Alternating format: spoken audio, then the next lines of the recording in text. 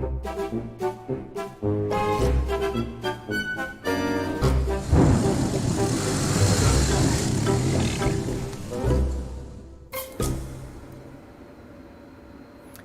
morning, and believe it or not, this is episode 8 of Awesome Players Lockdown. So I hope the stream is running smooth. Once again, right away, if you're on Facebook, probably better off heading over to YouTube. And I can see here today I'm actually looking at Facebook and it seems to be running. Let me just jump over to our YouTube chat. Again, right away. If you're on Facebook, let me just mute that sucker. There we go. All right, so, and let me mute this. Sorry, folks. All right, so today, right away, why don't I just introduce who we have as our guests. So, we have Jason and Ivan, and let me just turn their audio on. Jason and Ivan, there you go, boys. You should be live. Good morning. Good morning. Hello, everyone. Good morning, good morning. Actually, I have not, I don't even have milk in my coffee this morning. Okay, well, I'm going to get rid of the... Oh. I see on the chat lots of people saying they're not going to boost this morning. Very good, because they're going for a ride. I'm boosting because I'm stuck at home doing gardening, so gardening is going to be way better with boosted coffee. You might want to twin turbo that coffee then. And the bush, yeah, how much boosting have you already done this morning? None. None? I've been trying to boost my stupid computer. Jason, what's for breakfast? I'm back with Captain Morgan from 5 years ago. I'll be looking at somebody dig the last hole of my foundation. You wimped out? No, I actually... You hired someone? I hurt one of my wrists. So I gang pressed a family member. Should we ask how you hurt your wrist? We're going to assume it was shoveling. Yes. All right, and here at Command Central, we're going old school Christmas style. Bailey's. Because there's no milk in this. So Bailey's is kind of like milk. Whoa. Has it gone bad? No, I kept it in the fridge. It's recently opened. So, housekeeping in the wonderful world of being stuck at home. Don't tell me your basement is clean. Yeah. We got a bit of things done last week. As you know, I dusted off the old 3D printer, and I whipped up a Rotopax mount. And then my buddy wanted some wheels for his RC plane, so we created some of these springy little wheels. So yeah, it's been kind of fun to get the old printer out. And then yesterday, Ivan and I and Mark went for a ride, and man, it was packed out there. We went over to our traditional stomping grounds west of Montreal, and everybody was out. Every bicycle, convertible, bicyclist, you name it, they were out. Stroller. Everything was out. We did. We were on that road by the that sand pit, and there was an entire family actually with strollers and stuff, like being towed behind bicycles out in the middle of the woods. And I actually, and Jason, sadly, up a bit, did not want to come. So he he stayed home. And I actually had a little time this morning. Do I have that clip? Yes, I have that clip. So I actually did a quick slice and dice of some of the drone footage because we actually dragged out the drone. So we started at Mark's cottage. So this is a little overhead of Mark's cottage, which is not too far from, I guess, Lachute would be the biggest metropolis out that way. I think he's actually in, what is it, Brownsburg or Brownsville? You're from there, Brownsburg. Jason. What is it? Brownsburg. And then we headed over to the sand pit. As you can see, we all slimmed down over the winter. There's Ivan We didn't catch your first crash, Ivan. And there's the overhead of the little sand pit, the one we call the little sand pit. And man, look at how steady that little drone is. And then of course, we usually head over to Black Lake, but we didn't head over to Black Lake, but the drone did. So that's the little sand pit. When you go over the back of the little sand pit, you can see there's this whole trail network, and then that lake in the back is Black Lake, and that's where, if you watch a lot of our early videos when we were stupid and we always wanted to drive in water and buy wheel bearings, that's where a lot of that action starts. There's a road along the left side that eventually just drives into the lake. And as you can see, not a lot of leaves on the trees yet. And then this is coming back from Black Lake, and you can see this whole area where we do a lot of our riding, how swampy it really is. And considering it's this time of the year, it was relatively dry. We didn't have tons and tons of water. And there's the other side of the Scotch Road. And we've actually come down that road by accident. It's actually gated, but yeah. And another successful landing. It's actually auto landing. I'm not doing anything. So that was really the first ride of the year. Ivan got to try out his new ankle. Mark got to try out his new knee. Yeah. Tried out a whole bunch of new things.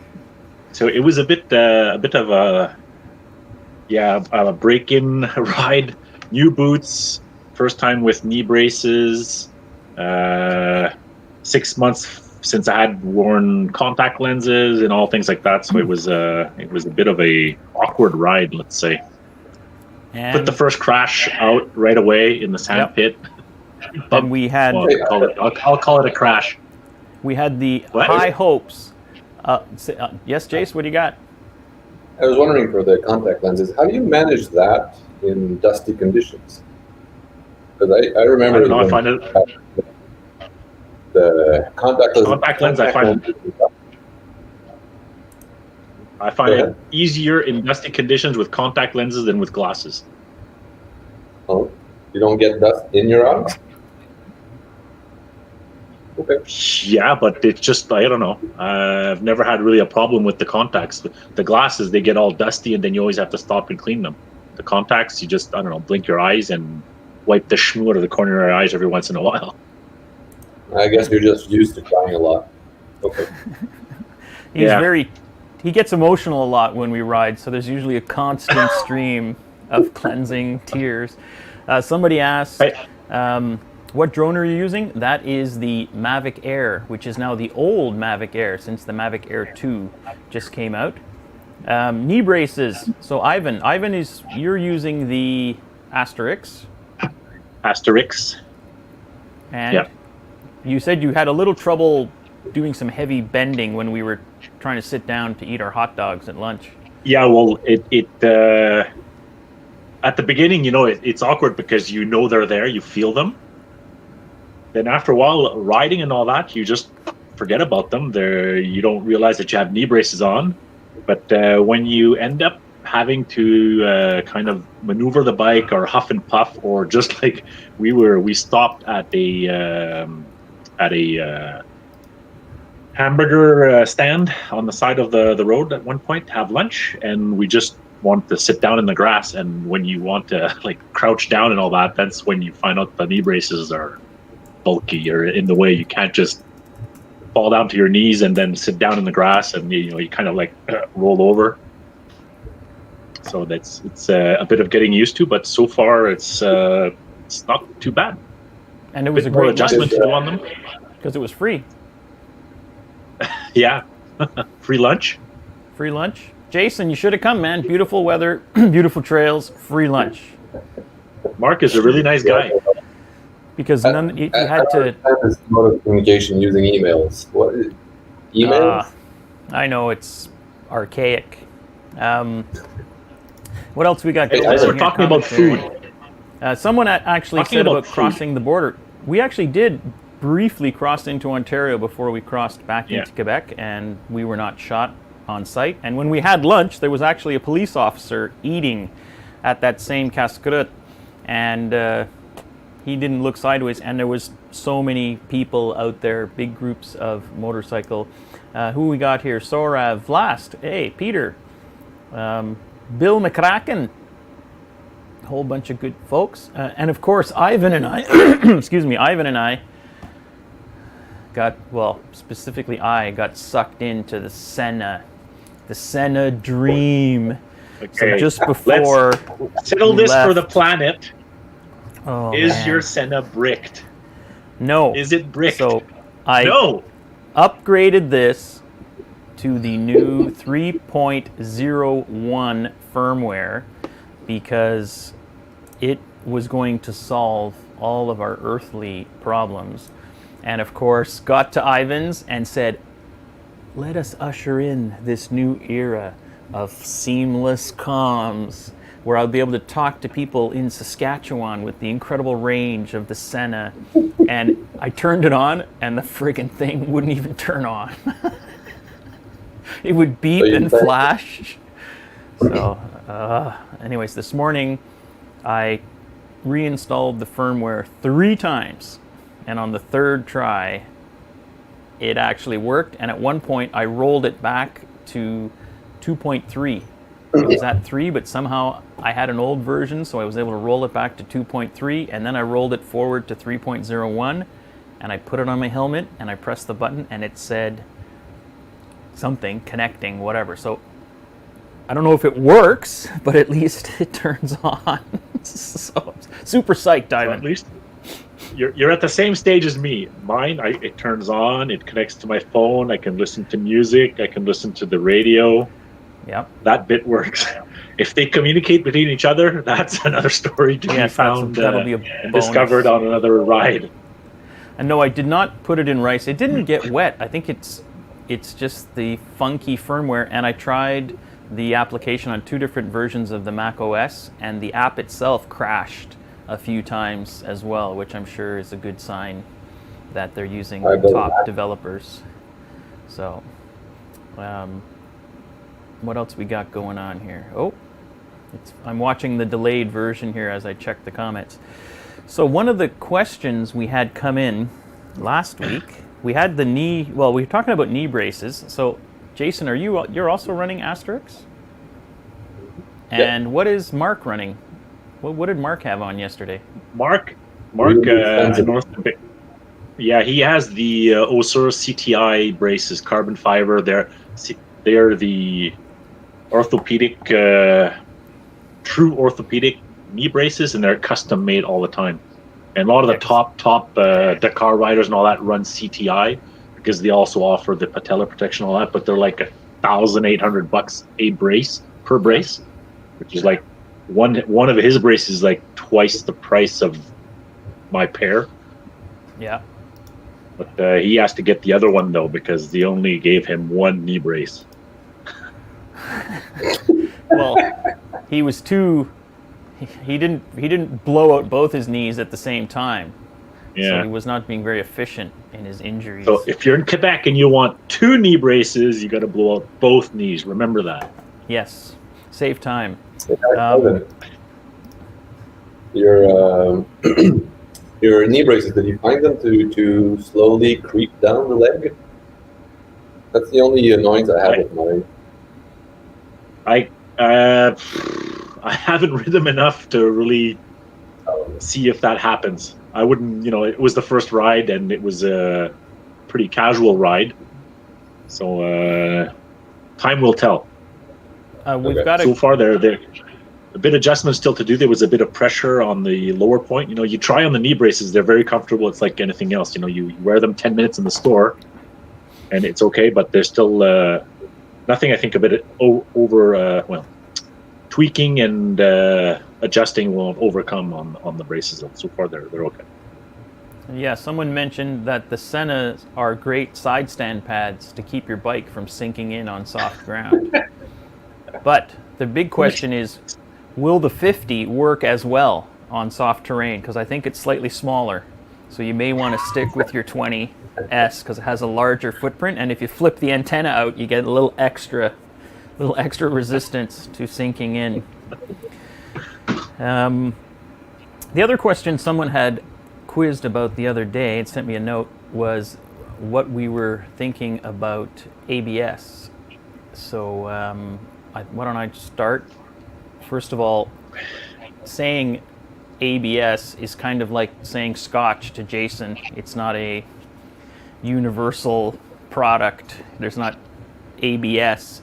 I've gone through 3 generations of ABS from my 1150 GS, which had like the Clunk Master ABS, where you grabbed a handful, and if the ABS came on, it was like it cycled really rough, and it triggered every time it hit a bump, a manhole cover, you name it, it would trigger. And then on the 800, it had a newer generation of ABS, which was much smoother. The cycling rate was a lot higher, but you still had to turn it off-road. And if you forgot, you could be going down a hill and you'd put on the brakes and the ABS would trigger, and it was just like a runaway train.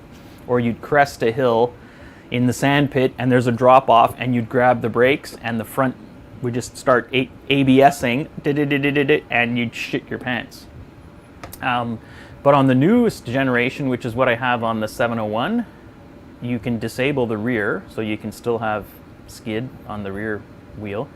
And when you're going slow, it doesn't do anything. So if you're coming down a really slow descent, rocky, and you're going really, really slow, it doesn't do much. And if you're going slightly faster, it works amazing. Like yesterday, I was goofing around with it on the way to Mark's cottage, and we were doing about 90 on a gravel road, and I wanted to make sure it was working, first ride of the year. So I started grabbing a fistful of front brake, trying to get it to trigger. And because I knew I had the ABS, I was coconut sized because I knew I wasn't going to die. So I kept grabbing more and more front brakes, and finally it triggers, and you realize I would never have the stones to grab that much front brake on that kind of terrain. And then once you know it's there and you kind of have faith in it, you realize if you were going 100 kilometers an hour down a dirt road and something happened, there's no way you're going to slow down as fast as with that ABS, where you can just grab a handful. It still benefits from you easing into it to get weight transfer onto the front tire. If you just snatch it, it's going to trigger right away. But if you actually squeeze, get the weight on the front, you have incredible stopping power on that loose stuff. So my answer would be, depends on the nature of the ABS your bike has. And most of the new bikes with off-road, rally ABS, whatever you want to call it, it's pretty sweet. And Ivan, you're not you don't have ABS. I don't have ABS.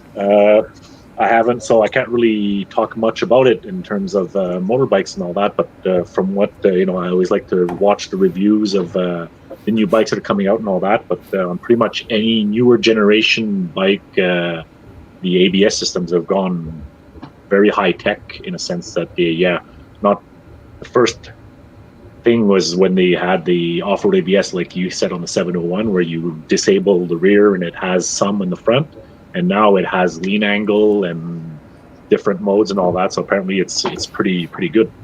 Yeah, it's if it goes anything like in cars was the same thing when ABS came out.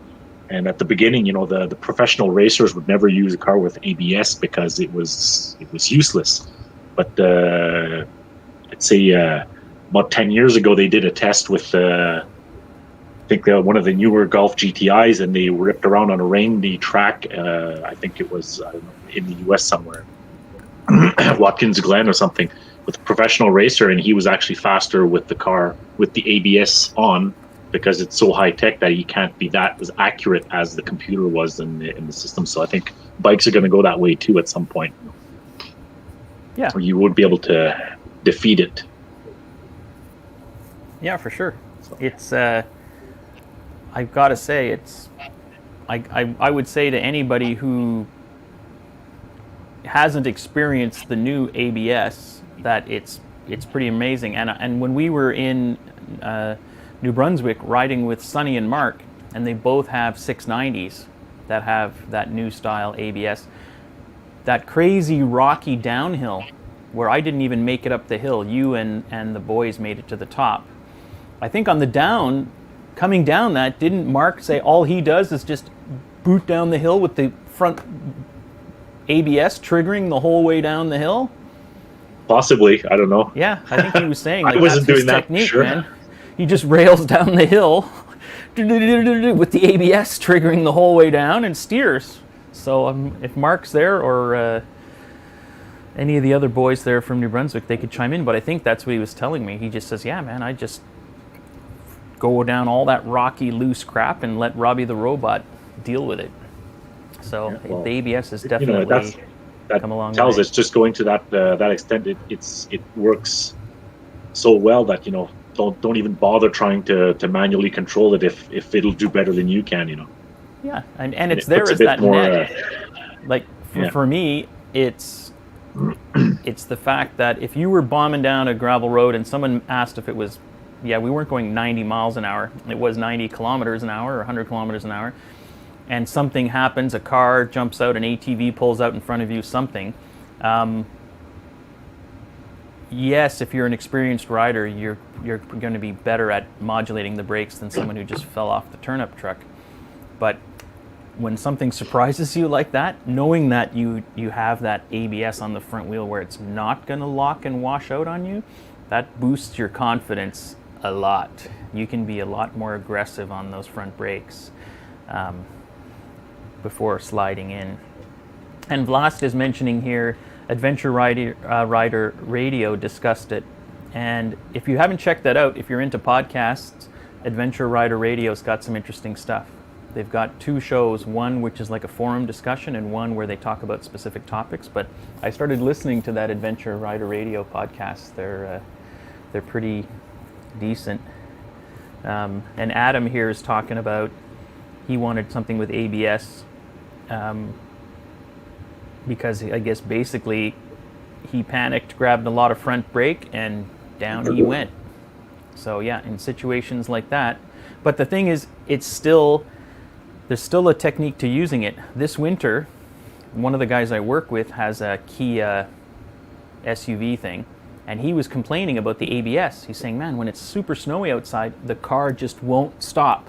So we actually went out for lunch, and he said, you drive it, and you tell me, like, is this ABS screwed up? So I was driving it, and I was coming to pretty aggressive stops at stop signs in the snow, and it was working perfectly. But his thing was, he was smacking the pedal. He was just jamming on the brakes, which was triggering the ABS instantly with no weight transfer, and he was just sliding through the stop signs, and I was just giving them an initial push, little weight transfer, and I was stopping. So even though you got ABS, the rules of physics still apply. So, one of my children is here. Yes, my love. Do you want some coffee? I got coffee, my love. Thanks. Do you know the iPad is? It's over by the couch. Big questions. Where do you want coffee? Where is the iPad? Yeah. These are the life and death questions under lockdown. The other question that just popped in, someone asked, and Peter's right here, practice. ABS is a tool like any other tool. If you don't know how to use it and you're not comfortable using it, and also if your bike has ABS and you don't have faith in it, you're still not going to squeeze the lever. So you better go out there and play with it. Otherwise, it's not going to do you any good. Yes, my children do not boost the coffee. They bring me the unboosted coffee. Suspension. Someone just asked in the comments, what about squandering your hard-earned money on suspension? Jason, are you running stock? No. No? Well, no, actually. And I think it really depends on the suspension shop you're going to use. Some, I'm guessing like everything, some are useless and others are really good. And we use, Stadium, and they're the 500 I have at the moment was rebuilt by Stadium, and to my weight, that thing it's unbelievable how well the suspension just works. So yeah, I don't see the squandering money on the suspension. If you're at all pushing that machine in any way, spend it. Yeah, And Ivan, are you running stock on the 6? Well, you must be running something a little different because you got a lot more weight on the front end with those big gas tanks. Yeah, no, it's not the stock suspension. I also had the revalved, resprung for the weight, the extra weight, my weight, because you have to remember, they can't come out with a bike with the perfect suspension for everybody. It's a compromise, and every company, and they're pretty much the same thing. Especially for dirt bikes, they ballpark the weight of the rider for like 175 pounds naked or whatever. So on average, most of the people I ride with were all over 100, except for Henrik maybe. We're all over that weight limit. So you're basically undersprung. Just a little. Just a bit, Riley. So yeah, it's kind of like you and Henrik riding on the same bike. So it does, at the beginning, good suspension will help anyone, the beginner rider or the advanced rider. But if as soon as you start going a bit off road and you're carrying a bit of weight on the bike in whichever form, having a suspension upgrade, being it just springs to get the proper sag, is better. And not a waste of money. It actually should be one of the first expenses that you put on a bike after buying it, before any of the other gadgets or whatever. And I think a lot of people, whether it's off-road or on-road, go down the horsepower road. For some reason, yeah, exactly. Guys figure a bike like a 701, that the 2020 model, whatever's got over 70 horsepower now from the factory. And there's still people who buy that bike, and before it even hits their garage, it's airbox, pipe, power commander, all this stuff, when really the suspension money would be way better spent, because how many riders, certainly off-road, need more than 70 horsepower? I don't know. There's not too many times. Well, certainly I never off-road would be turning the tap all the way. I stole the 690 because it had too much power. For like an hour or two event, that's fine. But when you're doing something like 8, 10, 12 hours, it just tires you out because the thing is so twitchy. You hit a bump, the wrist gives a little gas, and the thing just jumps forward constantly. It's after a while, it's too much. I mean, it's awesome. It's awesome on dirt trail, gravel road and stuff. And on a highway, it's got plenty of pep for a single cylinder. But when you're actually doing technical, damn, that's like. Well, that's probably where it'd be nice to have that mode switch on the handlebars. So off road, maybe you could just dial it. You had it. Yeah. Yeah, I had it, but still, the thing is just really aggressive. And for the suspension thing, not only the like spending money on having a suspension upgrade or tailored to your size, it's also dialing in the suspension. And the moment I realized that is the first Fundy I did for you guys, which was 3 years ago. Yep. Where so I used the 640 that I hadn't used in years. The suspension had been set up for travel, which was weird. It was packed with somewhere like 80, 90 pounds of gear, so it was quite stiff. And when I used it for the Fundy, there was nothing on it. And how long did that last? Remember, about an hour and a half before I destroyed my knee.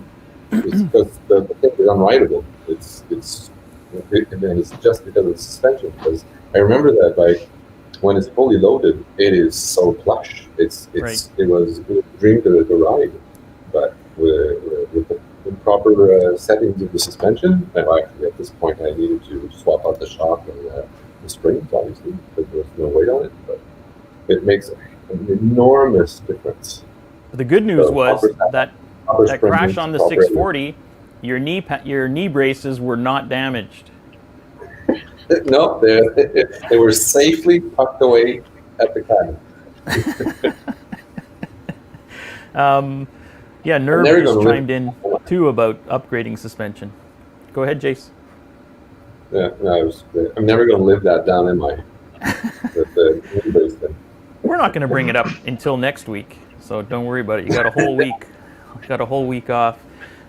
Different riding modes. I don't think any of our bikes have riding modes in the sense of like the new fancy schmancy bikes, but I have played with it on a demo ride on the 1200 GS Rally Edition, and it's pretty amazing. I mean, that thing had some mode, I can't even remember which one it was, where you were going around a corner, bike 125 plus horsepower, and you would gas it and the rear wheel would step out about a foot and then just stay there. So yeah, some of those rider modes are amazing. And like Jason is saying too, like even if you get the suspension made custom, and someone mentioned it here too, it all depends on what you're carrying. It's going to be pretty hard to have a setup dialed in for world touring with 100 pounds worth of crap, and then you go out on the weekend and your bike weighs 100 pounds less. It's going to be quite a bit different. Yeah, it's called Enduro Pro. Peter just chimed in here on the chat. So yeah, some of that stuff is fine. And certainly on bikes that have 125, 150 plus horsepower, even on the road, a little bit of nanny probably goes a long way from keeping you out of the rhubarb. Hey, Carrie's in, yeah, everything off in sport mode.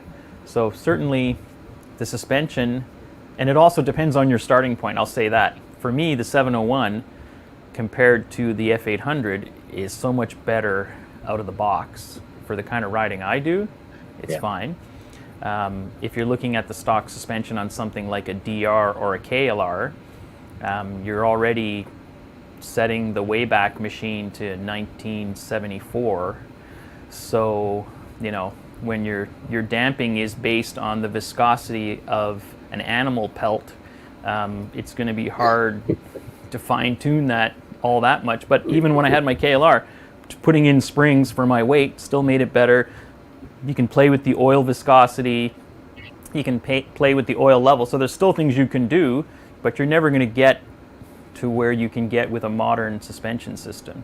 And like Ivan was mentioning, the mythical 150, 60-pound rider, when you're more 220, what am I these days? 225 or something, and that's in the shower. So by the time you throw on your backpack, 6 pounds of water, your toolkit, you got 300 pounds on that bike pretty quick. So, but that's the thing. It's also where, from what you your baseline and you compare to, and you know, a lot of people said, oh, the KTM 690 suspension is really harsh and all that out of the box. Yeah, okay. When you know, I bought the bike and I had no baseline to really compare it, and compared to what? The KLR, yeah, it's harsh, but because the KLR has no suspension almost compared to the 690, so it's to kind of compare apples to apples, but any bike and any suspension can be tweaked and made better for your riding and your situation, all that. Keep talking, Ivan. I'm making a coffee. You're making a coffee, okay. I'm going to turn my mic off. I'll put a little interlude here. This got us bugging and scratching our heads yesterday, and it came from one of our friends and followers and all that, and he had a very philosophical question or debate with his better three quarters.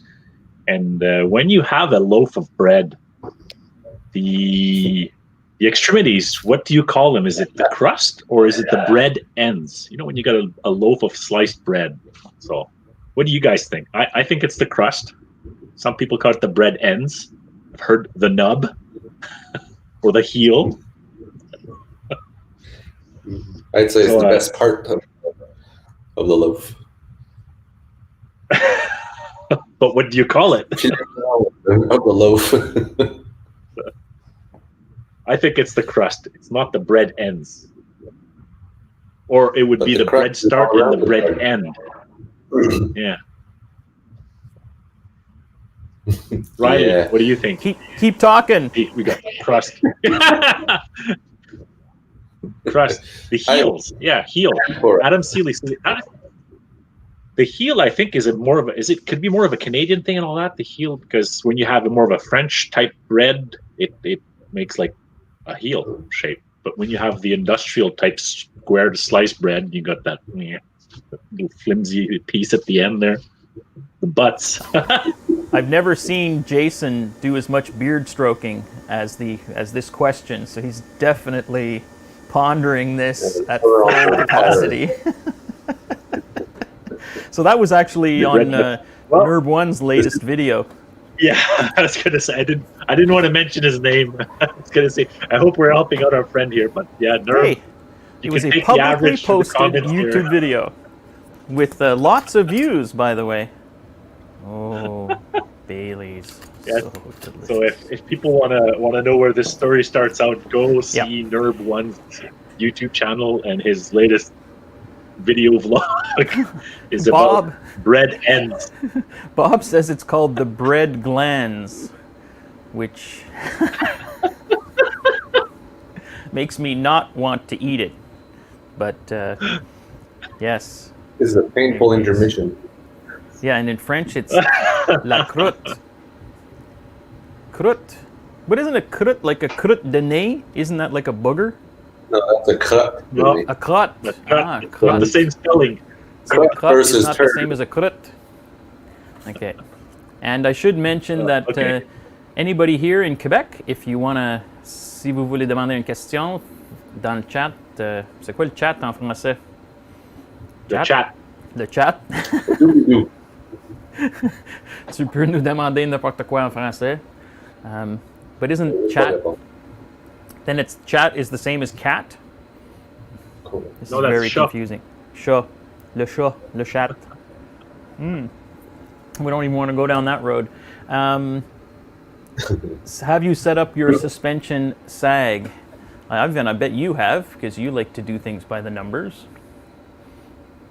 I do it I check once in a while. Follow the user manual. The only sag I check is when I come out of the shower. Pardon me? Jace? You actually check it once in a while? Well, springs settle after a while. They do. And I put on a new spring this year because I valved and serviced my suspension. And so I set the sag a month ago, and then I'll probably check it again a while down. And also, every spring, we talked about this yesterday amongst ourselves. Every spring, it's the same thing when you go for the first ride. You get dressed, and then you said, "Oh, I forgot my elbow pad." So you get undressed, put that on, then you get your helmet on, and then it's, "Oh, I forgot my earbuds." Then you take those off and put the earplugs in. So I set the sag, but I probably forgot to have everything that I usually carry on the bike, so I'm not probably at the average weight that I usually ride with. So. Right. And it's important to set it with to be dressed with your gear, riding boots, helmet, gloves, whatever, toolkit. If you have a camelback, fill it up, or at least 50%. I'd say put half a fuel tank, and set the sag with the proper load of what you would normally go riding, and then set it there. And then the manufacturer of your bike should give you the numbers of what your riding sag or race sag, what they call it, and then the static sag of the bike when it's just unladen on its only weight. There are a whole bunch of good videos out there. Yep. Look them up. There are a lot of good videos for setting sag. Someone here, I don't know how to pronounce this. Is it multiplication? Vous voulez poser une question à la chat?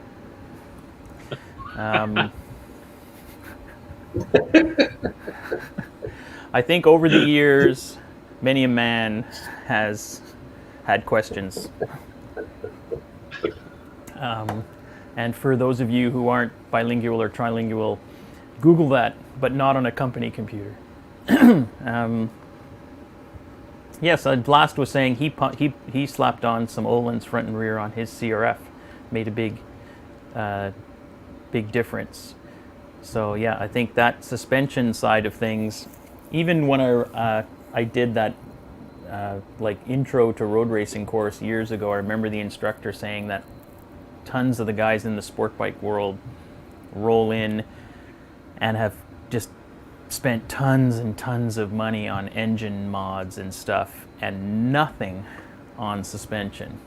And he was saying the same thing. Guaranteed, when you're measuring lap times around the track, having a bike for a normal human being that has 150 horsepower instead of 175 is not going to change your lap times 1 second or tenth of a second, but suspension can. So, and actually his take on it was interesting. It was Michel Mercier, who's like a multi-time Canadian Superbike champion, was saying that 99% of people are faster on the track on a 600 than on a 1000 when you actually measure lap times. Yeah. So, Our friend Pat was like that. He did the Canadian Superbike Championship as an amateur, and he was running a 600.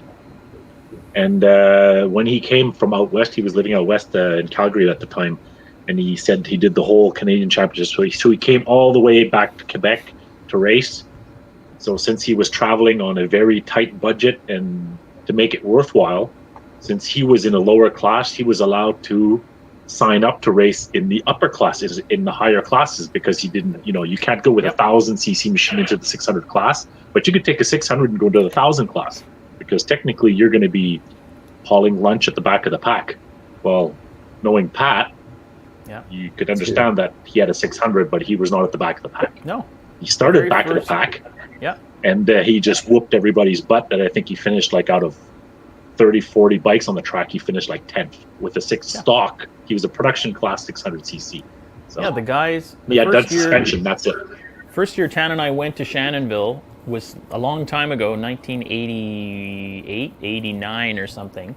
They were still racing a lot of RD350s, the RD350 LCs, the liquid cooled 2-strokes. And there was a class for that bike where it was mostly RD350s and a few 4-stroke bikes like what was it? It was a Yamaha had a 400, but there was that class, and there was one guy who had an RD350, a black one with red stripes on it. So he raced in that class for RD350 style bikes. He raced in Battle of the Twins, which had like big Ducatis in it and other bikes. He raced in 600, and he also raced in Superbike. So he was racing in 4 classes on that 350. In the 350 class, I think he was on the podium. And all the other classes, he was mid-pack or higher, racing that same bike. Suspension and brakes go a long way. Yeah. I think Peter Rowland said that. And custom leather pants for the massive cojones helped, I think, a lot in his case. And Pat liked to buy used tires from some of the big shots that said, they had the budget, they would change all the tires, and beat those guys on their used tires that they didn't want to take on the track anymore. Yeah, my buddy Mike, who's into go-kart racing, suspension and brakes, he shows up at the track with his homemade trailer and his carts, and he says there's these families that have like an RV with an enclosed trailer and carts, and they'll, during qualifying, go out, burn a few laps on a set of tires and throw them in the dumpster. So he dumpster dives tires, and the treadwear indicators aren't even off them yet. And that's what he always runs, is just dumpster tires on his cart, and he's passing half of these guys. So, Jason, the pillows are awesome. Jason has a keen fashion sense, as you can tell by his ensemble. It's to offset the rest of the house. Hey, that's pretty nice. Nice floor. What is that floor, Jason? What's the material? Maple. Maple. Oh, I like the variation. It's not just blonde. Well, actually, that was exactly my my thinking when I went for it. So I went to the production shop. The guys who actually mill it, and you can have AAA maple, which is the most boring thing you can find because it's basically just uniform yellow. Yep. And you can go down to I think they call it champagne or some stuff like that. And so you actually have variation in color and texture. I even have, I don't know if you can see it. Oh man, your audio is so much better when you're close to that computer. Oh, okay. Yeah, So that I looks actually nice. have, maple, tiger maple in here. Ah, cool. I can hear Ivan boosting in the background. Yeah. And it's way cheaper also. Yeah, and it looks way nicer. I think that Yep. super blonde birch maple look is kind of bland. It's nice. Yeah. Here on the Awesome Players, we cover hardwood flooring as well as suspension modification. If you have any other home renovation questions, we have Jason available. What else is going on? Well, I find it very interesting. I didn't post the invitation to this until last night because I was slacking off. But I find it interesting that we have half as many viewers today as we did on Mother's Day. So does that. So which means I guess everybody was stuck at home on Mother's Day, or everybody's out riding. Well, today would be yeah. Well, yesterday was not super nice, but it was at least warm and we're not freezing our balls off for the first time in ages. And today would actually be a super day to go riding because it's very nice outside. And today some of would us are have going to be been- doing gardening. Today would have been day 2 of the Classique, so this weekend would have been the weekend of the Classique. So yeah, too bad that got canceled because we would have had really nice weather yesterday for the Classique. So to Mark and all the rest of the guys who organized that, they would have had some really nice weather. Nice Well, weather. it's pretty dry too. Yeah, Jace, you got to get closer to your mic, man. You sound like you're Trails were good. underwater. Yeah, it was crap Mac. I blame it. Yes, now you sound good. You sound good. It's better. The trails were Very good. good. Very good. Yes, I see you. You're doing some good Can you beard see trimming the egg there. yolk in my beard? Yeah, that's. Hold on. Let me switch to the beard cam. Yeah, nice. I need to shave. I don't have an upper lip anymore. I've been letting mine grow out, but I'm not up to the Jason standard yet. You're still trimming it though. Well, I trim the neck and I trim the food hole. That's what I've been doing Exactly, so far. which I'm behind on doing. Well, you like your food strained, filter out the chunkage. So Bias, if you got any more questions, get them in. The Netherlands just got back from a ride, and I can tell you it is seriously busy. Yeah, yesterday, we've been going to the Scotch Road in that area for 10 years. I have never seen it busier than yesterday. It was... Well, I think, the government announced that officially they're loosening up on the confinement. So any individual type activity or sport, no team sports, but anything like playing, bicycling or golf or whatever is going to be allowed. And I think everybody just said, let's just go 1 week early because I think it's supposed to start like as of next week or something. And everybody was out yesterday. Well, it's a long weekend, and it's one of the first. Yesterday was one of the first weekends where hasn't been like 5 degrees and raining. So which helps. I think there's a couple of comments aimed at Jason. Someone said, "Are you going to run titanium pipes for the sink? Will it breathe better?" And also, I save all my money for the bikes. Jason got his beaver on his face. In Canada, it's true. When you have a beard of that caliber, it is called beaver face. And you could be walking down the street and someone may compliment you by saying, "Nice pelt." But that's really just a Canadian thing, so don't try that anywhere outside of Canada. Must be out west. I've never heard that. I just heard it now.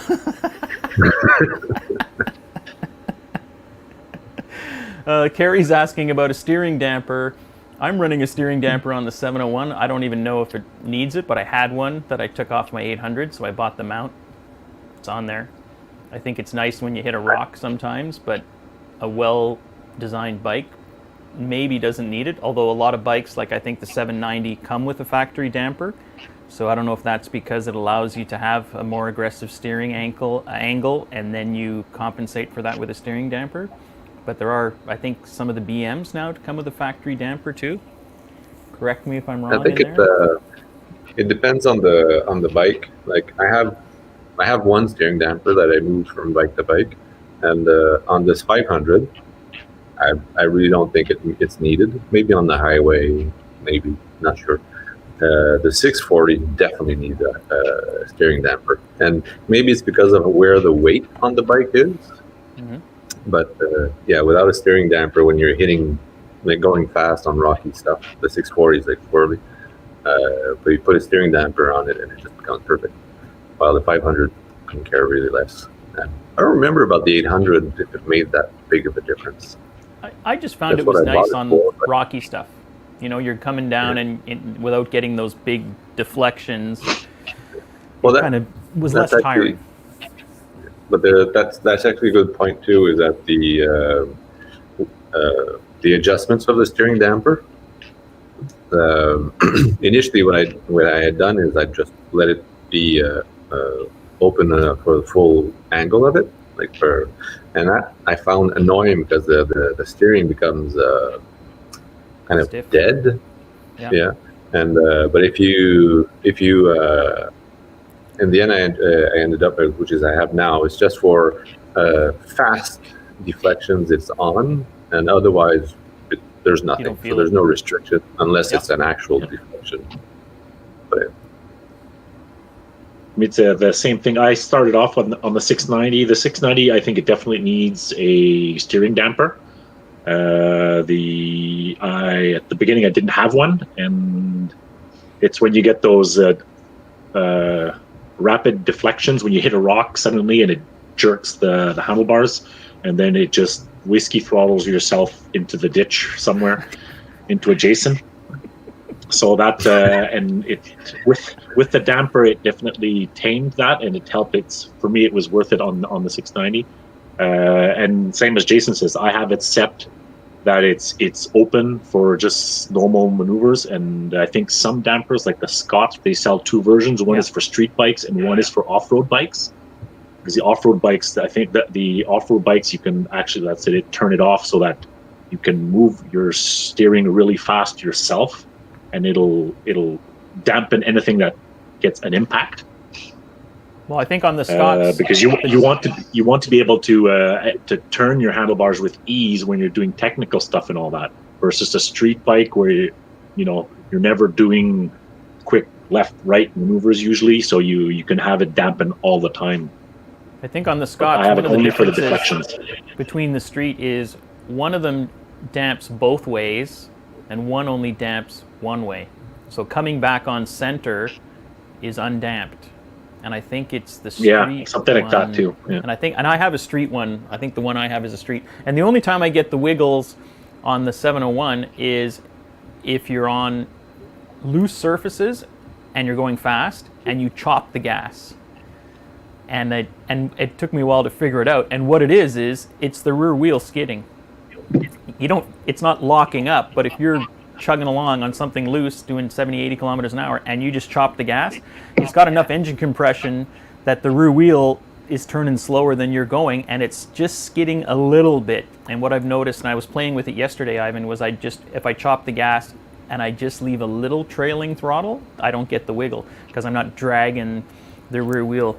That's the only time I've had a few wigglies where I'm like, ugh. Like, when we were riding that section by the big sand pit, and it was that red gravel, and it was really loose and deep. Yeah, put it down. Looks like it was freshly graded. And we were doing the speed limit exactly, whatever the speed limit was on that road, and or a multiple of the speed limit. Pretty high. Something. Yeah, I think it was a highway. It was an interstate. It was a highway. And I chopped the throttle and then I just added a tiny smidge of throttle, and the wiggle went away. Someone here said, even in the States, A man with a beaver on his face deserves a compliment. Well, I'm glad to see that it's a universal, one of the tenets of modern society. Yeah, when the damper works, you don't know it's there. I think that's true in the sense that if, like Ivan was saying, if you feel you're fighting it or it's taking away some of the live feel of the steering, it's probably not adjusted right. My Ural actually has a damper, a steering damper, because the forks are almost vertical. And the damper is just a knob that just applies like Pressure to the friction bearings. on a bunch of washers. So it's really high tech. Well, It works, 'cause if some you loosen people do that on dirt bikes. They just pre-compress the Steering bearings. Steering bearings. Yeah. Don't know what happens to the durability of those bearings, but Yeah. I guess maybe on a motocross bike you're not super worried about it. Here, Peter. Fireman Peter's asking, tubes, moose, or tubeless? I don't think any of us use moose. Our hair is just naturally styled. But Jason uses tubeless. I think you're the only one on the tubeless bandwagon. yeah. I don't know. It's. I think Wow, that that's actually. a ringing endorsement. Well, I mean, I haven't had any trouble with it, right? But to be honest, I haven't had I haven't had much trouble with tubes either in the past. I had one puncture, an actual puncture in I think like 150,000 kilometers, and then what got me into tubeless is I had friends change my tires, and within a month I actually had 4 flats. So, but Are you sure they other were than that- friends? Were they Yeah, the well, beneficiaries they- of your insurance policy? Did you sign think they any were just documents? And so the tubeless, in theory, like I like the concept of it. That's why I basically bought it. But they're not that much fun to install, and I don't know longevity wise how it's going to be. And so I don't know. Basically, the best thing about the tubeless is that it forced me to have a rim lock, which I'm still waiting for the weights, Ivan. Oh yes, Ivan's supposed to make the Yeah, weights. we've talked about that. Weren't you ordering did. tungsten? Ivan was talking to me about the price of tungsten rods yesterday because he wants to make. Apparently, his bike needs 44 pounds of weight, so he was trying to find like depleted uranium or something to make the wheel weights out of to keep the size down.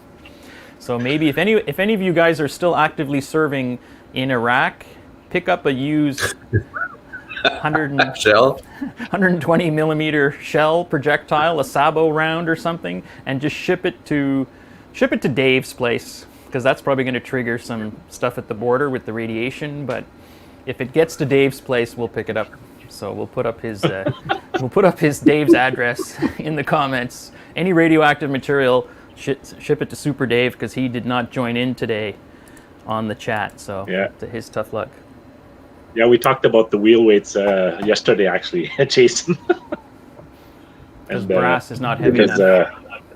Brass is not well. Otherwise, you're gonna have big clumps of brass on the spokes and all that to balance out.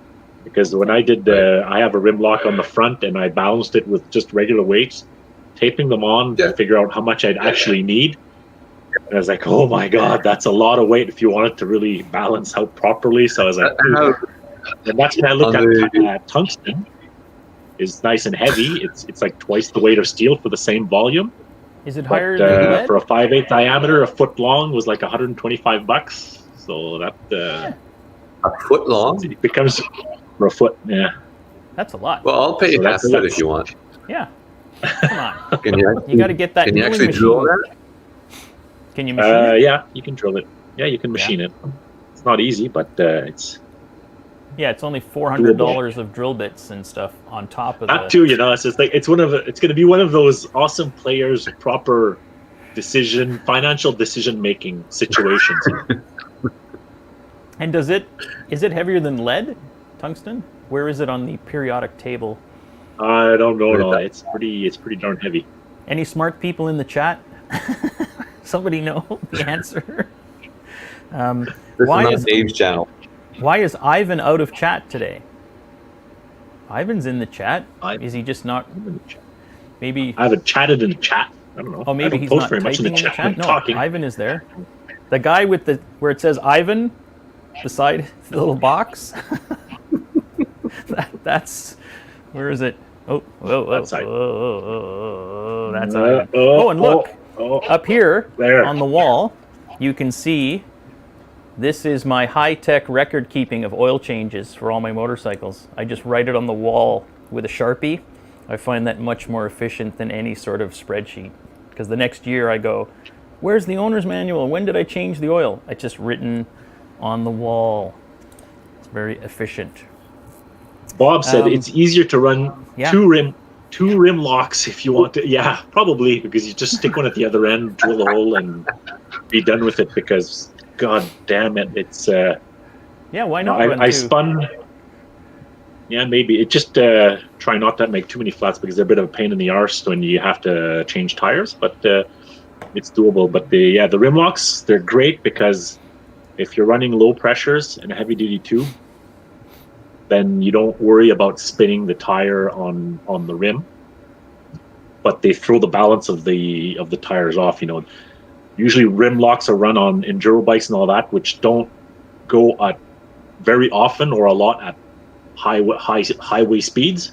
So you don't care about the wheel balance very much. You're doing lots of technical, slower stuff. So wheel balance is not as important. But when we take our highway ride all the way up to Hawkesbury and then into Brownsburg area and all that, Lachute, and you're still doing 45 minutes of highway. And the tire is jumping 3 inches off of the pavement at every rotation. That explains all that moaning on the intercom. Yeah. Well, it's interesting on the Ride Aventure Facebook group last Thursday. It was Patrick Trahan, who was one of the Quebecers that did Dakar three times. And he was trying to circumnavigate Africa on its periphery as a fundraiser, and he ran the tubeless system, which he had never run before, but he was hoping to minimize on flats and all that, doing it. And he said it was one of his big mistakes because of when he did at the beginning a lot of high speed at going in Africa, and because he couldn't balance the tires, he wore out his tires prematurely.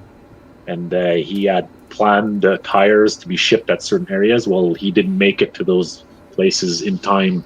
He had to source used tires to make it to where he had tires shipped because of the imbalance. Did the tubeless system itself function? Yeah, Did he you have any didn't trouble? have any.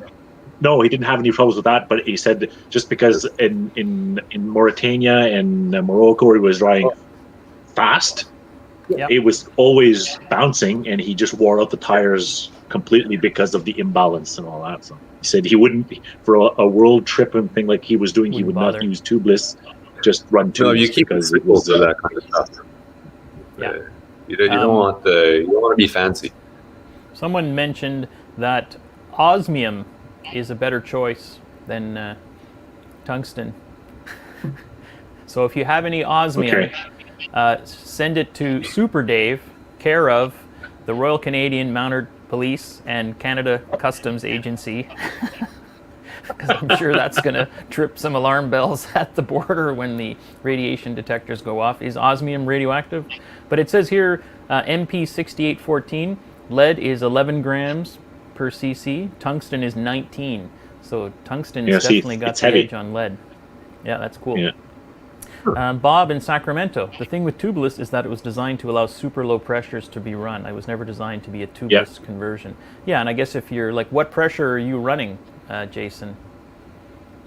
In the rear, when I actually can be bothered, 0 on the off-road. And the front, depends. If it's rocky, it's pretty much the same thing as if I had a tube, like between about 18.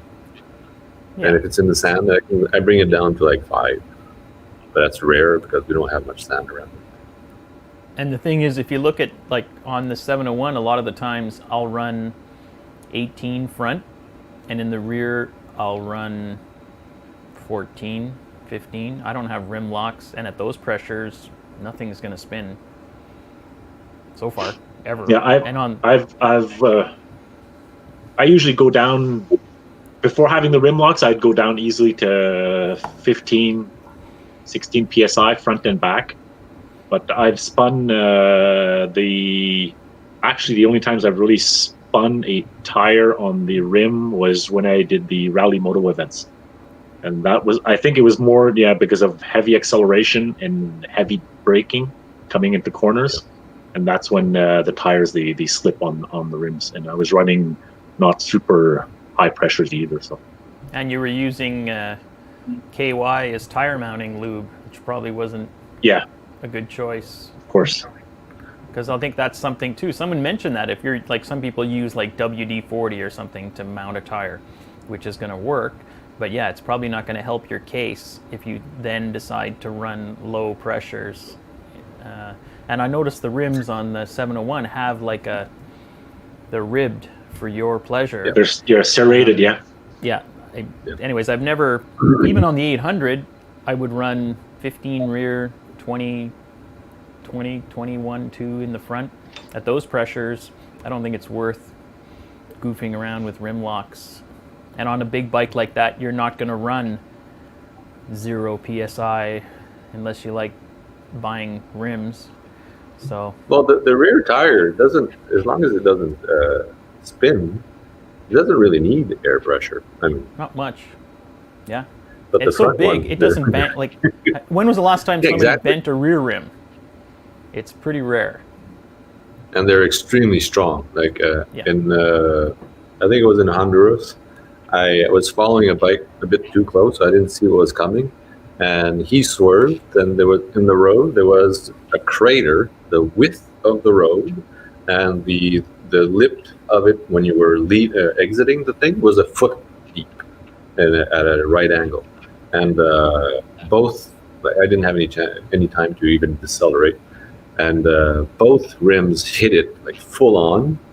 The front wheel, which was a newly replaced a Woody wheel, had a slight twist to it, and the rear rim also had a slight thing. But I was carrying like 80 pounds of stuff on it, so if it can survive that, the rear wheel is. To destroy that, you need to. I don't know what you need to do it.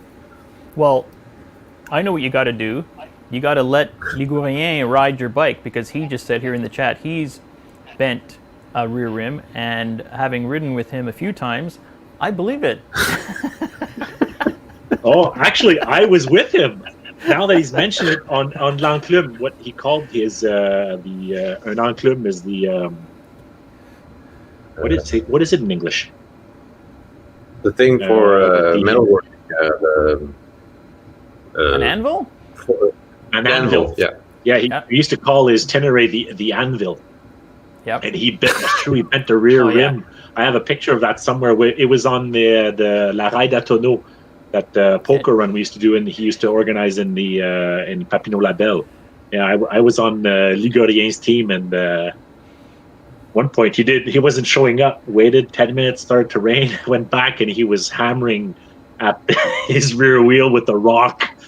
And then some guy from the reserve, they came by, and he handed him a carpenter's hammer. So it went a bit better, and smashed it back in. And they were tubeless too, so he had to at least get it to seat and hold air. So every like 10K would stop and put more air in the tire. That's basically the biggest advantage of tube, is that even if you bend the rim, you still have air. Yep. Yeah. And remember Riley, when I with the 800, when I went through that puddle and stopped suddenly and flew over the handlebars. Basically, we were driving in the spring, and the roads were, I don't know if they were partially thawed, whatever, and Jason was driving along, and then the road he just started sinking into the road, into this puddle, and at some point, I guess, underground was a rock or something. So the bike just like came to a dead stop with the wheel this far into the ground. And I think you smacked your face on the windshield. Didn't you cut your face on the windshield? And then that front rim was pretty well done. It was completely. It was oval after that, but it kept the pressure, and I got. I did what was it, like 90 kilometers to get home on it. Yeah. That was. Had it been tubeless, that would have been finished. And if anybody doesn't think those big Super Teneres can do some hardcore off-road, when Ligurien had his back in the day before he saw the orange light at the end of the tunnel, that thing makes a 1200 GS look like a trials bike, doesn't it? Doesn't it weigh like 600 pounds or I don't know what? I think isn't it mainly made of tungsten? I think there's a lot of tungsten. I think that Super 10 was probably made from tungsten. I think the engine cases were made of osmium, but the rest of it was tungsten. So yeah, but doesn't Ligurien also practice bench press trains? Yes. So that might be why you can do that. Yes, I think it helps if you have a little bit of upper body. I made the mistake at the Moto Trail Aventure Spring Refresher Day of following him into a mud hole on his big KTM. It was the first year I think I had the 701, I think. And all of a sudden he hit the throttle wide open. I don't even know, I think he might have been in 5th gear, who knows. But all of a sudden, it wasn't mud coming towards me. It was these clumps about this big.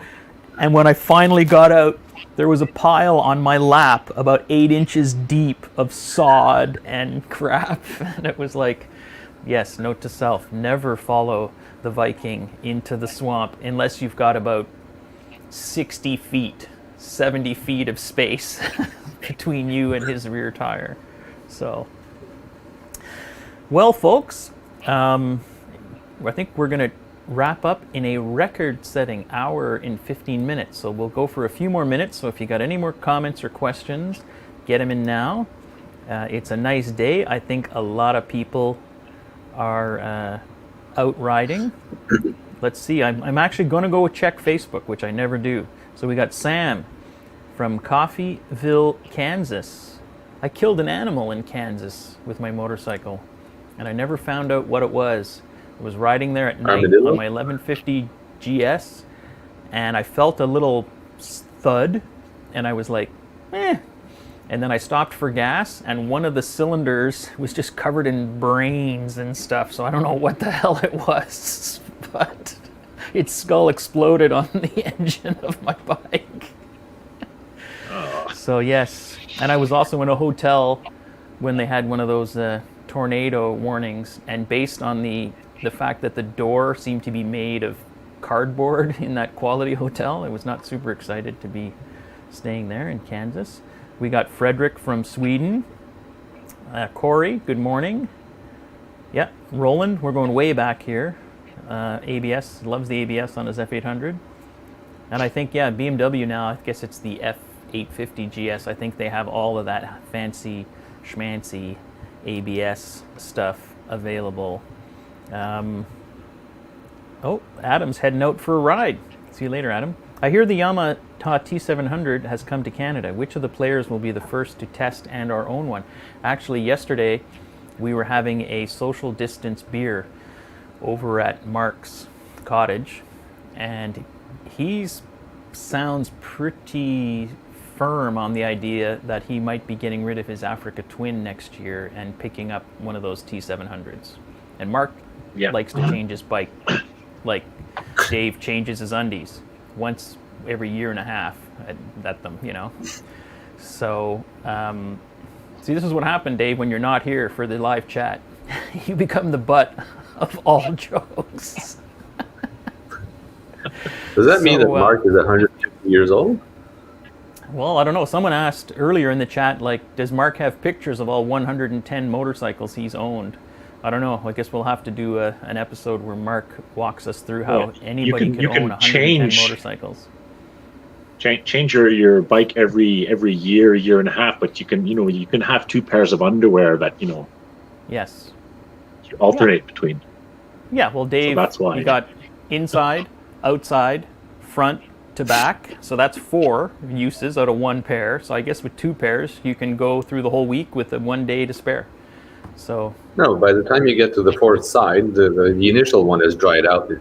Everything's fallen off. So you can it's fresh again. yes, and color choice is key. I know Dave never buys white. He always likes that. What does he call it? Brown. The British Those who call it, can yes, brown. I think he calls those it who can peat. watch and understand the.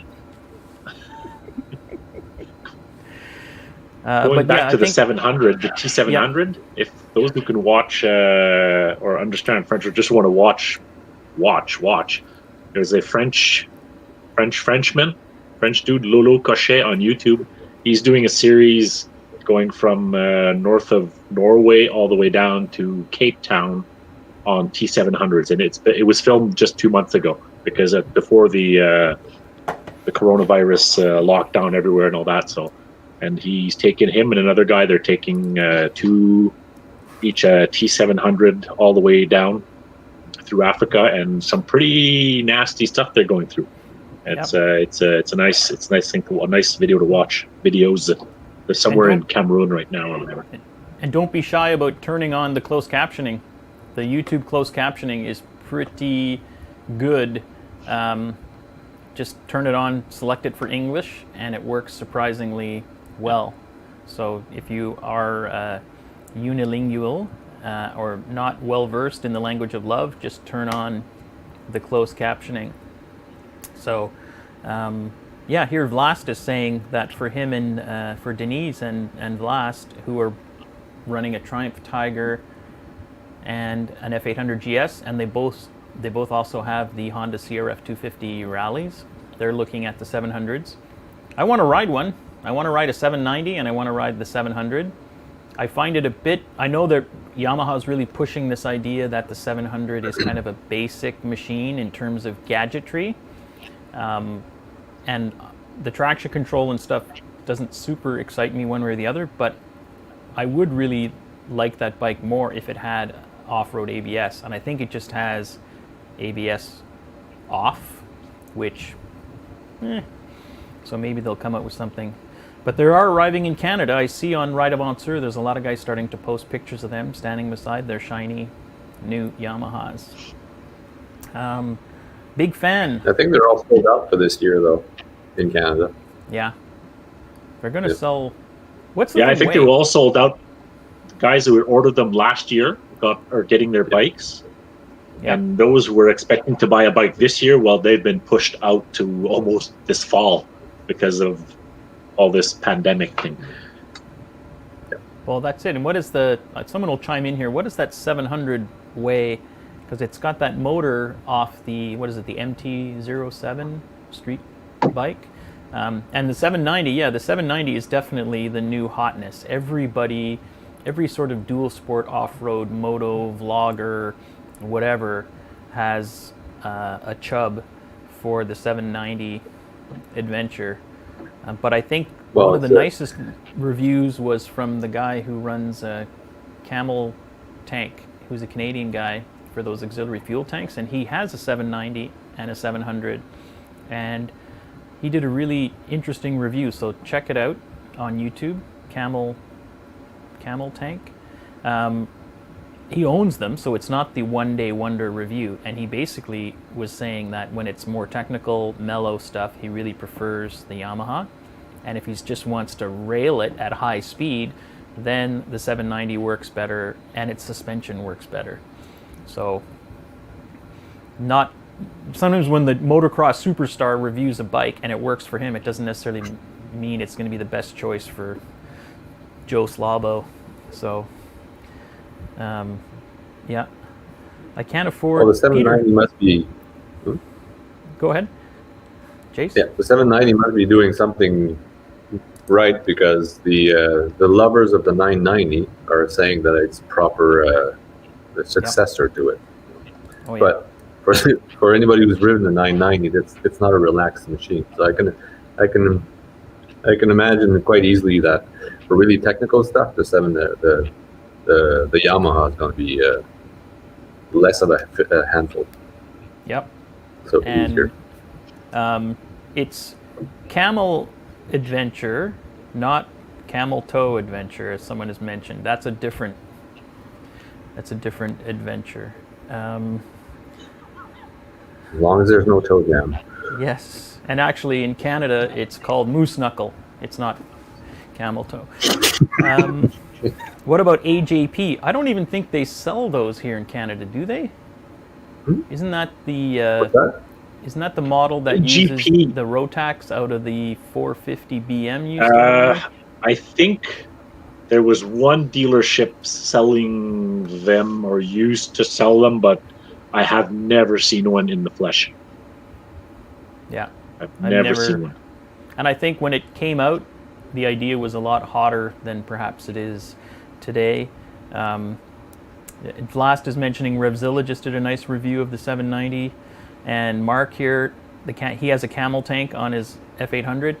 They were super nice. They actually sent me one for free to try out on my F800 when I had it, and it sat here in the garage for 2 years, and I never installed it, and I finally sent it back. So they were nice enough to send me one for free, but I never played with it. But that's a nice option too if you have an F800, because it had this 16-liter tank. If you needed more gas, you could just pick up one of those camel tanks.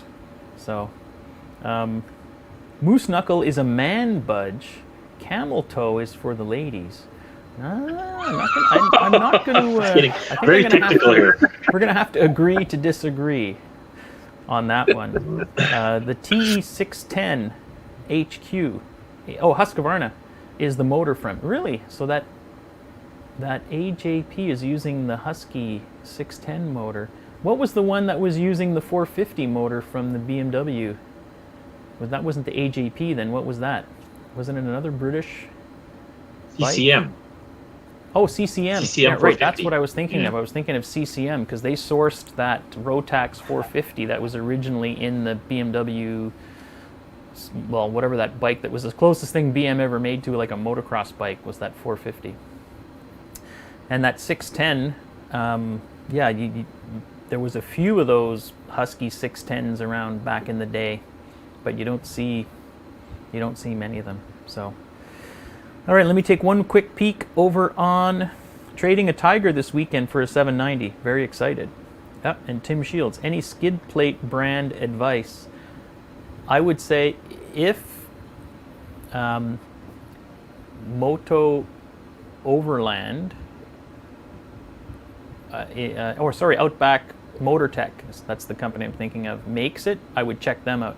But if you're looking for the T700, or the 790, I'm not sure they have anything for the 790. But Outback Motor Tech, the guy is super nice. Where is he out of? Ontario, Ivan? He's somewhere out of Ontario. Yeah, he's from out Laurie? in Ontario, but yeah, in Ontario, I guess Toronto or something like that. But the company, he's a very interesting guy in the sense that he started his company as a bit for fun, I think. And he outsourced to have his crash bars and skid plates made by his family's company. But his dad, being in business, said, sure, but it's not because you're my son that you can come into the shop and do whatever the hell you want and have it for free. You're just a client like anybody else, so make your business case and you got to pay for your order and all of your stuff. So first time we met him, Jason was with us at the when we did the roaming rally. Remember, Laurie was there. He camped with us. He came in at night. He had an F800. He took off the windshield. I don't know if you remember. He was there. That was it. Okay. Yeah, when we met Tim and the Ben brothers and all that, so he was there with us. Yep. And he said, "No, I don't do anything for the 690. I do anything because I'm going where trying to do stuff where there's a bigger market, which was like the F800s and more of the bigger bikes, and started doing crash bars like that." So he started off this thing. I think he was still in university, and his family, they have a big company, and they do in from where his origins and all that, but they do medical equipment in the sense stretchers, wheelchairs, and things like that. So a lot of metal tube bending. Mhm. And now he's grown enough that he can actually have mass produce and have more products for more bikes. Yeah, he does a Because now he bunch does for do skid plates Africa and Twin. guards for Africa Twin. I think the T700. 701. He tries to get all the new bikes coming out and Yep. have something on the market for them, and F800s and all that. And if you're in Canada, Dual Sport Plus, Blast is mentioned here. Dual Sport Plus is the dealer for Yeah. Outback Motor Tech, and that's a good spot. And they actually sponsor they actually sponsor Dual Sport events, so they are involved Yeah. in the community. And Ron, good morning from Winterpeg. You're just in time, Ron. Just in time for the closing animation. So. And Peter was mentioning over on Facebook, not Peter, who was it? Tim. Tim was mentioning over on Facebook he can't comment on YouTube, so I guess his YouTube ban is still in effect. Or maybe, I don't know why he wouldn't be able to comment. But Tim just picked up a 790, so he's shopping for goodies. So hopefully our friends over there at Outback Motor Tech will be making some stuff for that. I saw their stuff for the Husky, really nice crash bars, luggage racks, and skid plate. The one thing I would say not to buy is Touratech. I don't know, the last few things I've bought from them over the years have not been super impressed, especially for the price. So, yeah. All right, boys. So, anybody else got, Ivan, any closing commentary, words of wisdom, words to live by? Riveting stuff. Have fun. Riveting. Ride Jason, safe. Take what see if you can beat that. Reduce the gardening. Okay, I'll do my best. So if anybody has a 790 that they would want to, they'd be willing to lend us for a day to try out, I'd be willing to, I'd oblige that by signing your bike personally. And also, if you have any very expensive single malt scotch, Jason would also drink that for you and sign the empty bottle. So he offers a lot of services to the motorcycling community. Well, I'm very folks, generous with my risk. He is. He's very generous with his liver and his riding time. So, what are we at here? I guess it's, what time is it? 11:30. So, folks, I guess that's it.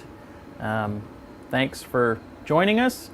I guess we're going to, one question I'll have is, and maybe you guys can throw something in the chat, is I don't know, now that it's nice and people are starting to ride on Sunday mornings, maybe Sunday mornings is not the best time anymore to have this, because 10 o'clock on a Sunday, maybe we're all out riding. So what should be the new time if we want to do this again, that's going to accommodate time zones and stuff? So maybe ponder that. Throw a comment over on Facebook or send an email to info@awesomeplayers.com.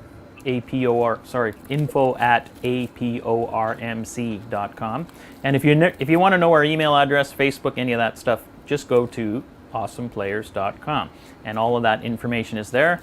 We just got in a new batch of stickers. Where's my camera here? So we got the new batch of stickers. I went a half-inch bigger, so we got some new stickers. And if you order now for a limited time only, any order will also come with our Awesome Players 10th anniversary sticker, of which I think I only ordered 100 something, and most of them are already gone.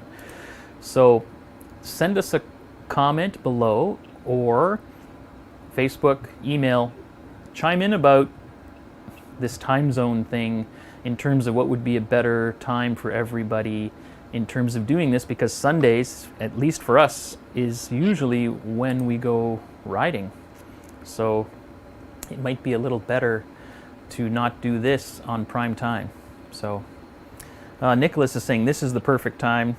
And Carrie just mentioned here in the chat that she runs the Awesome Player Scotland There's Awesome Players Norway, which seems to be a little more active these days on Facebook as well. So there's an Awesome Players UK, which has been pretty sleepy.